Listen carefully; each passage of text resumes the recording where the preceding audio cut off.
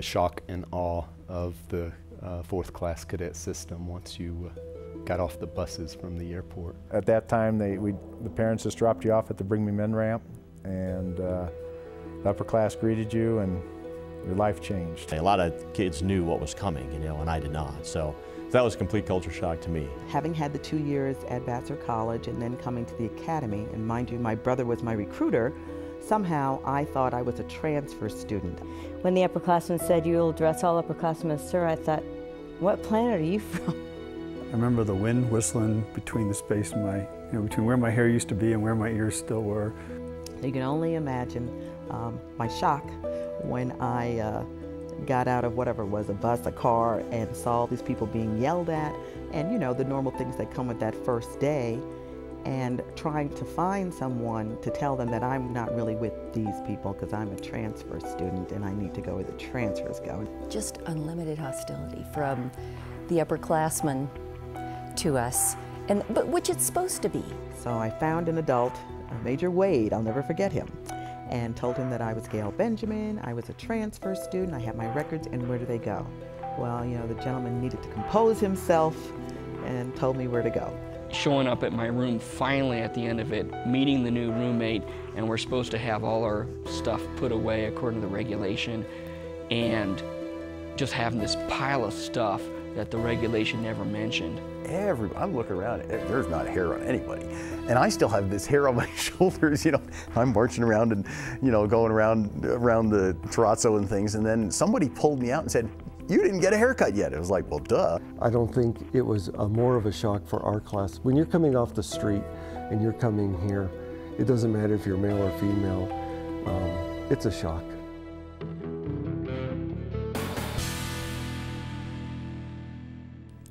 In the penthouse suite? They had all the women from all 40 squadrons over there. And so it, of course, got the nickname of the penthouse.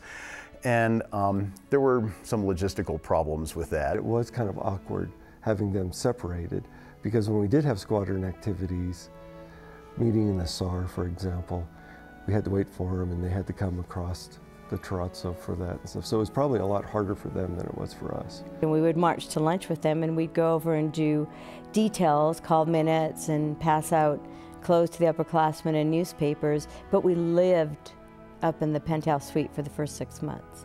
And the ATOs lived up there, and so they were supposed to be our quasi-upperclassmen, making sure we followed all the rules. And then all of our squadron staff were allowed to come up there and train us as well. So we didn't get away with anything. When we went over to Sergeant Hall, because we weren't a part of that group at all, I felt like it was going to the wolves. Oh my gosh, a trip to the tailor shop was just, it was like the Ho Chi Minh Trail. It was terrible. It was just them waiting to pounce on us, waiting to call us out, to ask us something of course we wouldn't know the answer to. The whole atmosphere of this is a men's academy, and we really don't appreciate your class having women. But every now and then somebody would, make a comment or whatever. It's kind of your fault that the women are here because you're in the class of 80. When we got there, we were known as the Burger King class because all these changes had taken place to accommodate the women. And so we had it our way. It was much easier, it was much different. Moving them into the squadrons, that was probably the single biggest thing that made the integration of women in the academy successful. And then after a while, you just realize that the evidence doesn't stack up to what people are telling you, and you start seeing things firsthand. And so you swing back to that original view of, what's the difference? We were a little bit upset as the guys in our squadron that we were going to lose 4 of our female classmates. I don't know what they thought in the beginning. We can't let them go all over the place. We can't let them be in the squadrons. They'll all get pregnant. Who had the time? I think the men in the class of 80 are the unsung heroes, because they, in a lot of ways, had it tougher. Where we came in and there was media attention and there was cameras and there was a lot of being pulled out to be asked questions by the media, they were, if you will, shunned. As a freshman, a dually smackwad, you're not going to walk out of your room in your skivvies anyways, even if it was an all-male class. And yet they stood by us, and they supported us, and they were there when we needed to be helped through BCT, or when, somebody needed a hand, a wingman. They were truly what you would call a wingman. you know, the upperclassmen are complaining, they're ragging all over us about, oh, we had you a weak class, you got women, blah, blah, blah, blah, blah. And yet, they dated them.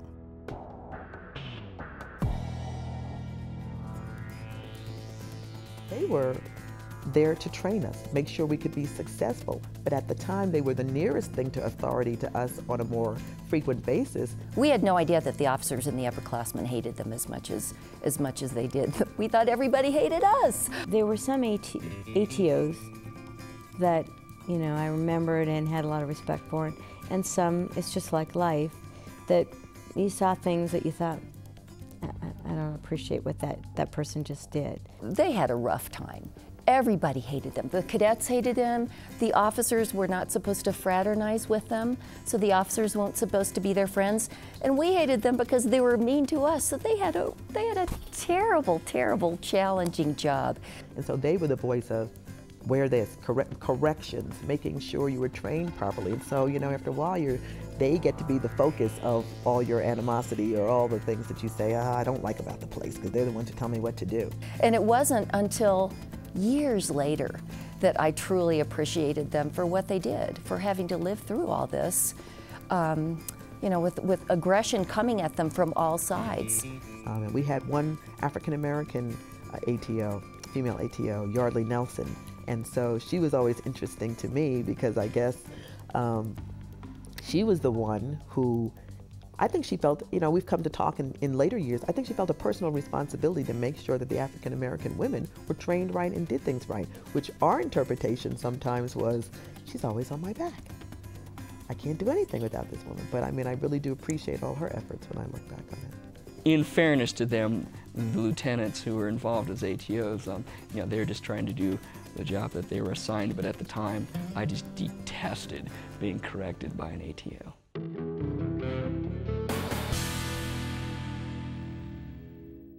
Lousy.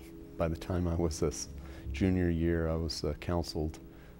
Probably had more EI, extra instruction, than any cadet in history. Fine. I did fine. Good enough to get into law school. There was one semester I didn't get Dean's List. I was really upset because I used to take my Dean's pin and I'd pin up my Form 10s with my Dean's pin. Not as well as I'd like. I was probably in the lower quarter, lower 20% or so, 15% of my class. Graduated with like a 3, 4, 5 or something like that. So academically, I was definitely challenged here. Especially the non-technical stuff, all the fuzzy studies, psych and history. I struggle with my technical courses. Aerodynamics, you know, double E. You know. So one of my regrets looking back is I didn't take advantage of the opportunity that was presented me here at the Academy. Having gone through the rigors of the engineering disciplines here, it really had me beat down from an academic perspective with regard to self-esteem. Until I went out as a lieutenant, I had a supervisor as a second lieutenant who had a great deal of wisdom and forced me to get right into a master's degree program.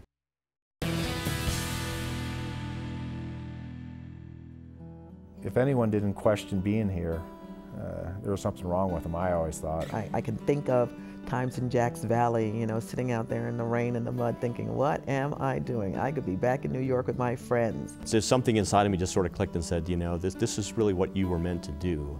So continue on, finish it off, and do it. I had enough to hear at this place. I'm going to quit. I am out of here. Call home. Mom, coming home for Christmas? Yeah, I'm staying home. In fact, I had gone up to the comm shop, but I couldn't walk in, couldn't do that, couldn't leave. My dad died my senior year in high school. It was not giving up. In his memory, I'll give it another term. And so I decided to stay on the rest of the year. And something really amazing happened. Halfway through that term, I got to thinking, well, if I'm going to be here, I might as well take advantage of the things I can do here I can't do anywhere else. What would those be? And started thinking about all the things that were cool here. And it was almost like an epiphany overnight. Wait a second, this place isn't so bad. So even when it did get bad, you know, and you complain for a little bit, but you move on because I knew I wanted to graduate from here. You just look at the alternative and say, well, if I do go down that road, then you know, what am I going to do when I graduate? And I still really wanted to be in the Air Force, so this was the best place to do that. You know, we had that push. You're the first class. You've got to show them that we can do this. That kept me going.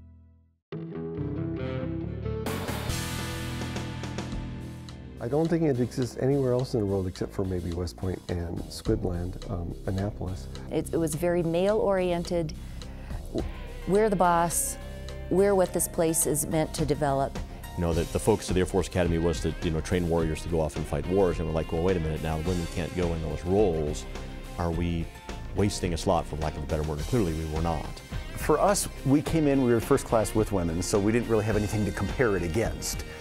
And coming through high school and everything, we always had women in high school there, so you know, it wasn't any big deal. As the year went on, again, the issue, the newness wore off.